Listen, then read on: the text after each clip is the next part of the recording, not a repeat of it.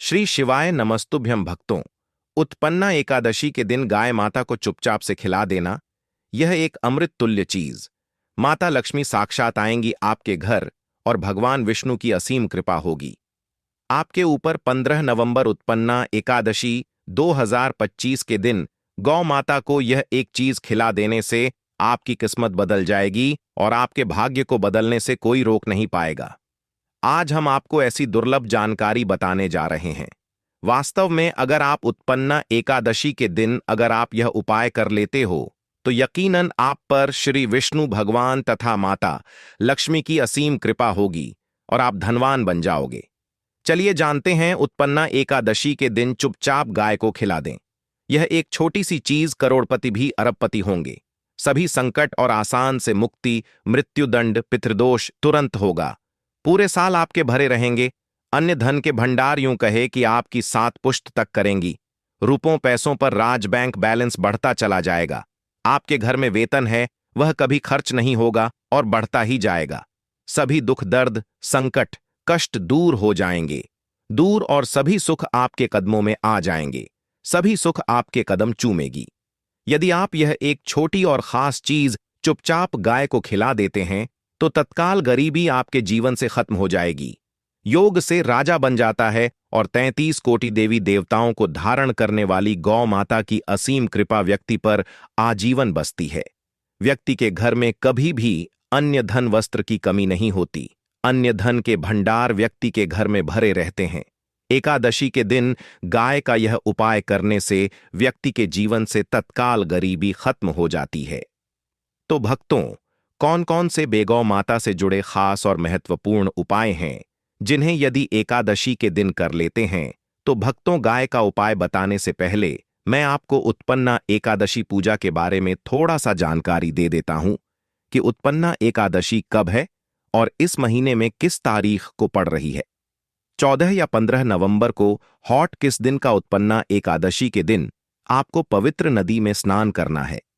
भक्तों, जिस दिन का इंतजार दुनिया भर के हर पंडित, एस्ट्रोलॉजर और हर हिंदू भाई हैं को रहता है, वह दिन अब आ गया है। भक्तों, आपकी जानकारी के लिए बता दें, हिंदू धर्म में उत्पन्ना एकादशी बहुत ही धूमधाम से मनाई जाती है।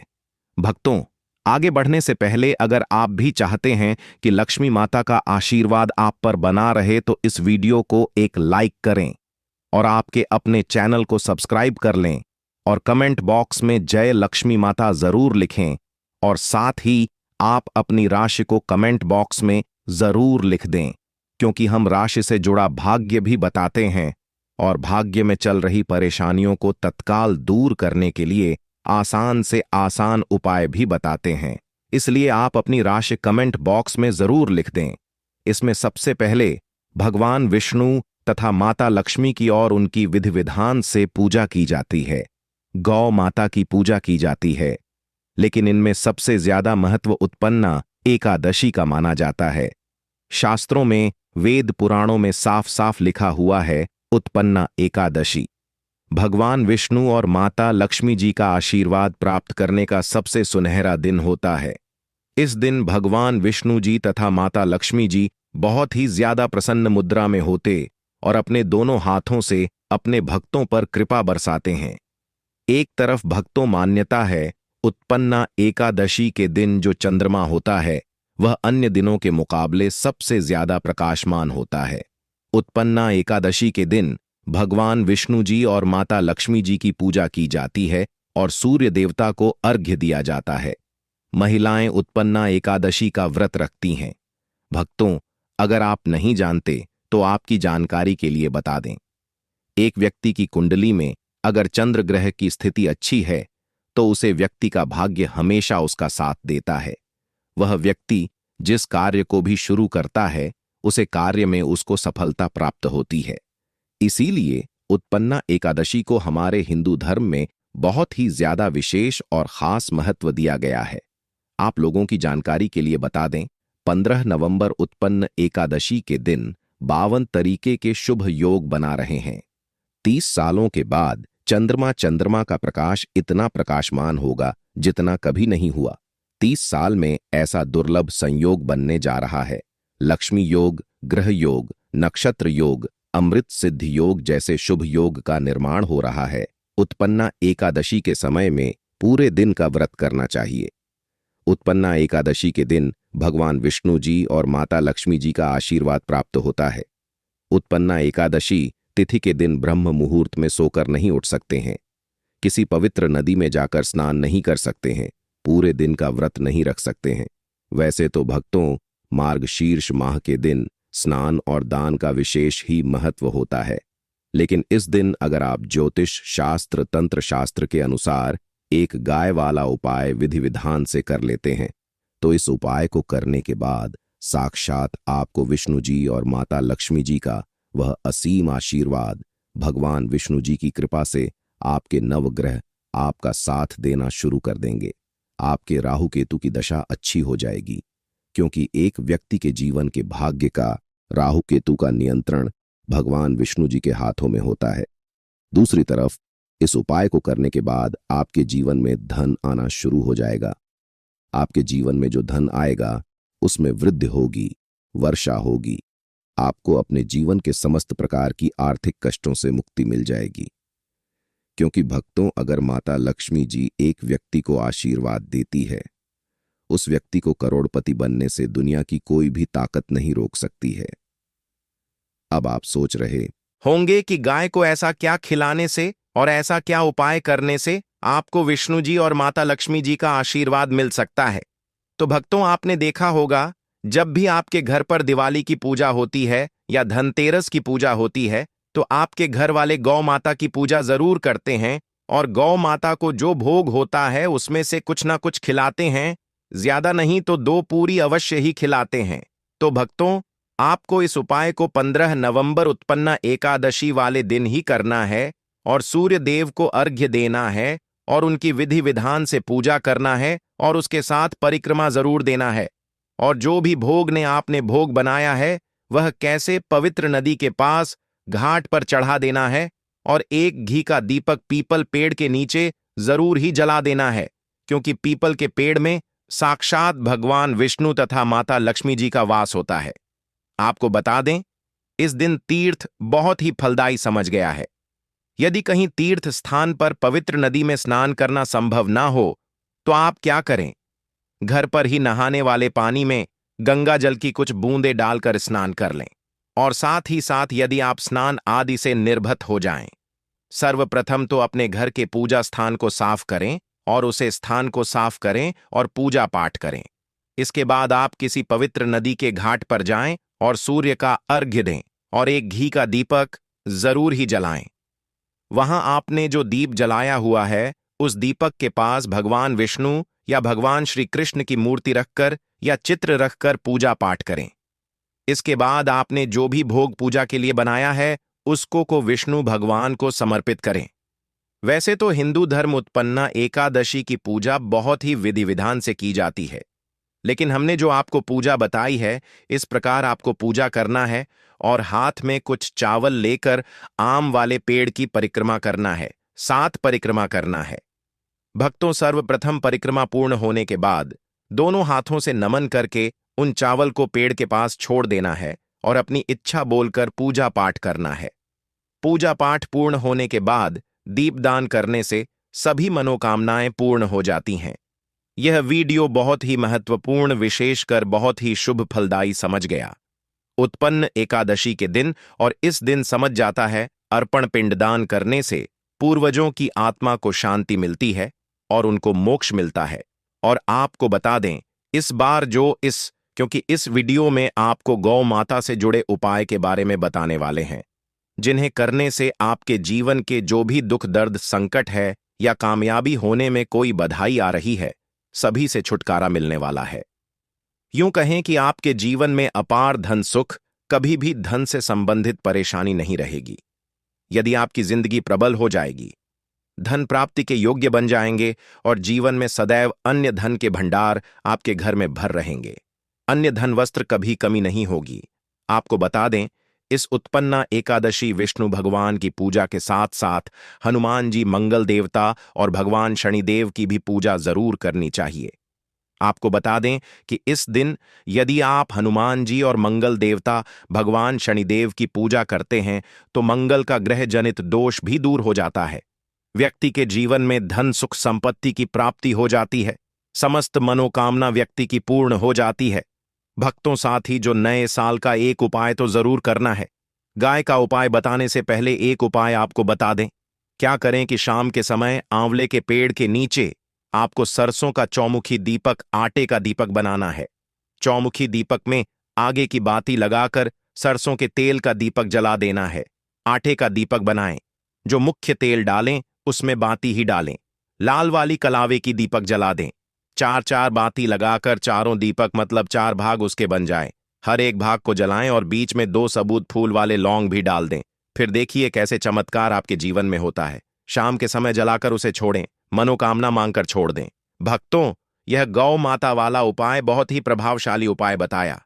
मैंने आपको इस उपाय को जरूर करें। बहुत ही लाभकारी उपाय बताया है। बहुत ही आपको लाभ देगा यह उपाय। और अब बात करें गौ माता से जुड़े कौन कौन से उपाय आपको इस दिन मतलब गाय से जुड़े, जिन्हें करने से व्यक्ति को 7 पीढ़ियों तक बैंक बैलेंस की कमी नहीं होती। दुख दर्द संकट कष्ट दूर हो जाते हैं और सभी सुख व्यक्ति के कदमों में आ जाते हैं। तो भक्तों, उत्पन्ना एकादशी के दिन आपको गौ माता की पूजा अवश्य करना है और गौ माता को जो भोग उत्पन्ना एकादशी के लिए बनाया गया था उसे भोग से 2 पूरी जरूर ही खिला देनी है। सूखी पूरी नहीं खिलाना है। पूरी के ऊपर आप मिठाई या कोई सब्जियां, हलवा जो भी बनाया है वह आपको गौ माता को जरूर ही खिलाना है। भक्तों, हर एक और मांगलिक काम में गौ माता या उनसे जुड़ी चीज जैसे गाय का गोबर, गोमूत्र, गाय का दूध अथवा गाय के दूध से बना घी जरूर शामिल करें। इससे आपको पुण्य भाव की प्राप्ति होगी। सनातन परंपरा के अनुसार जिस घर में गाय होती है उसे घर से जुड़े सभी वास्तु दोष स्वयं खत्म हो जाते हैं, क्योंकि पंचम या के बिना कोई भी पूजा पाठ और हवन सफल नहीं होता। भक्तों, महीने में एक बार हो सके तो परिवार सहित एक बार गौशाला जाने का नियम जरूर बनाएं और हो सके तो गायों को हरा चारा जरूर खिलाएं, जिससे सभी वास्तु दोस्त शांत हो जाते हैं। गर्मियों में गौ माता को पानी पिलाएं और सर्दी में गौ माता को गुड़ जरूर खिलाएं। ध्यान रखें कि उत्पन्ना एकादशी वाले दिन गौ माता को गुड़ जरूर ही खिलाना है। गर्मियों में गाय को गोदना खिलाए। अनेक देवी देवताओं को अपने शरीर पर धारण करने वाली गौ माता से जुड़े कई शुभ और अशुभ संकेत भी होते हैं। मतलब गाय का दूध दौते समय यदि गाय ठोकर मार दें और सारा दूध बिखर जाए तो अपशगुन होता है। यदि कोई यात्रा पर निकल रहा हो और गाय अपने बछड़े को दूध पिलाती सामने आ जाए तो निश्चित रूप से कि यात्रा के लिए आप निकले हैं, वह यात्रा आपकी जरूर ही सफल होगी और वह जिसके लिए आप निकले हैं वह जरूर ही पूर्ण यात्रा पर जाते समय गाय की आवाज आना और रात्रि में गाय की हुंकार करना भी शुभ होता है। भक्तों, साथ ही साथ गाय के साथ आप भूल कर भी यह काम ना करें, अन्यथा मिलता है। जी हां भक्तों, गाय को राष्ट्रीय पशु बनाए जाने और इन्हें मौलिक अधिकार दिए जाने की बात हो रही है तो सवाल उठता है, गाय संस्कृति का अहम हिस्सा है, तभी गाय के साथ लोग खराब व्यवहार कैसे कर लेते हैं और जैसे ही दूध देना बंद कर देती है तो लोग इन्हें उनकी किस्मत पर छोड़ देते हैं, सड़कों पर और गलियों में भटकने के लिए। ऐसे में गवंश जीवन को कोई डंडे मारता है तो कोई उन पर पानी डाल देता है, कई बार लग जाती है तो कभी बीमार होकर बेचारी गाय दम तोड़ देती है। ऐसे में जरूरत है इन बातों को जानने की, गाय को लेकर शास्त्रों में क्या कहा गया है, आपको कैसा व्यवहार करना चाहिए। क्या भक्तों, गाय को कभी भी मारना पीटना नहीं चाहिए। शास्त्रों में गाय को माता का दर्जा दिया गया है। गाय को मारने वाला माता को मारने पीटने वाले के समान पाप का भाग्य समझा जाता है। नरक लोक में वर्षों तक कष्ट भोगना पड़ता है। अगले जन्म पशु योनि में मिलता है कि गौतम मुनि ने गलती से गाय को डंडा मार दिया था, जिस गाय की मृत्यु हो गई थी, और इस पाप से मुक्ति के लिए इन्हें वर्षों तक तपस्या करनी पड़ी। भगवान श्री कृष्ण जी ने बैल स्वरूप में आए वृद्ध आश्रम का वध कर दिया था, जिससे मुक्ति के लिए भगवान श्री कृष्ण को संपूर्ण तीर्थ को एक कुंड में बुलाना पड़ा और इस कुंड में स्नान से वह पाप मुक्त हो गए थे। यह भक्तों साथ ही साथ पानी पी रही गाय को भागते हैं। वह घोर पापी के भंग बनाकर होते हैं। ऐसे लोग घर आपसे मुक्त होकर स्वर्ग पाए जाते हैं और बड़े ही धनवान कल में जन्म लेकर सुख भोगते हैं। और साथ ही साथ आराम कर रही गाय को कष्ट देकर कभी भी उठाना नहीं चाहिए। वह जन्म में किए गए जाने अनजाने में पापों से मुक्ति हो जाती है और गोलोक में स्थान पाते हैं। गाय को डंडा मारकर उठना, पानी डालकर उठाने से मनुष्य पाप का भागी बनता है और अगले जन्म में उसे दर दर भटकना पड़ता है। और साथ ही साथ शास्त्रों में बताया गया है, जो लोग गाय की सेवा करते हैं और उनका भोजन खिलाते हैं और उनकी परवरिश अच्छी तरह से कहते हैं, तो वह लोगों के जीवन की सभी इच्छाएं पूर्ति होती हैं। गाय के बछड़े से बचा हुआ दूध ही मनुष्य को लेना चाहिए, परंतु कुछ लोग एक बार गाय को धो लेने के बाद फिर से बछड़े के लिए बचा हुआ दूध भी धो लेते हैं। ऐसा करना घोर पाप कहा जाता है। ऐसे दूध को धोने वाला और ग्रहण भी बन जाते हैं। भक्तों, साथ ही साथ शास्त्रों में कहा गया है कि गौवंश मतलब गाय और बैल के पीठ पर नहीं बैठना चाहिए। उन पीठ पर बैठने से महापाप लगता है। ऐसे लोगों को नरक की यात्रा भोगनी पड़ती है। एकमात्र देव के अंश के उत्पन्न नदी ही गौवंश है, जिस पर स्वयं महादेव और महादेवी सवारी करती हैं, क्योंकि नंदी ने स्वयं अपनी इच्छा से महादेव की सवारी बनना स्वीकार किया था। और साथ ही साथ शास्त्रों में गाय के दान को बहुत ही महत्व दिया गया है, परंतु ऐसी गाय का दान कभी नहीं करना चाहिए जो बूढ़ी और बीमार हो। कटिष्ठ मेहता की कथा इस संदर्भ में है कि जिस निकत्ता ने पिता द्वारा गाय को दान करने पर आपत्ति जताई थी, दूध देने वाली और बछड़े सहित जो लोग गाय का दान करते हैं, वह महान पुण्य को हासिल करके स्वर्ग में स्थान पाते हैं। भक्तों, साथ ही साथ सूर्य, चंद्र, मंगल या शुक्र की युक्ति राशि हो तो पितृदोष हो सकता है। यह भी मानता है कि सूर्य का संबंध एवं मंगल का संबंध रक्त से होने यदि शनि, राहु या केतु दृष्टि से हो तथा मंगल की युति राहु या केतु से हो तो पितृदोष होता है। इस दोष से जीवन संघर्ष बन जाता है। यदि पितृदोष दोष हो तो गाय को प्रतिदिन या किसी भी एकादशी को या किसी पूर्णिमा के दिन या अमावस्या या किसी भी खास दिन उत्पन्न एकादशी के दिन रोटी, गुड़, चार आदि खिलाने से पितृदोष भक्तों हर एक और मांगलिक काम में गौ माता या जुड़ी चीज जैसे गाय का गोबर, गोमूत्र, गाय का दूध अथवा गाय के दूध से बना, इससे आपको पुण्य लाभ की प्राप्ति होगी। सनातन परंपरा के अनुसार जिस घर में होती है उसे घर से जुड़े सभी वास्तु दोष स्वयं खत्म हो जाते हैं। गाय के ऊपर जोड़ होती है वह बृहस्पति गुरु है। अत जन्मत्री में यदि बृहस्पति नीच राशि मकर में हो या अशुभ शिवलिंग में जा रहे हो और सामने से गौ माता आई हुई दिखाई दे तो गौ माता को अपनी दाहिनी ओर से जाने देना चाहिए। आपकी यात्रा जरूर ही सफल होगी।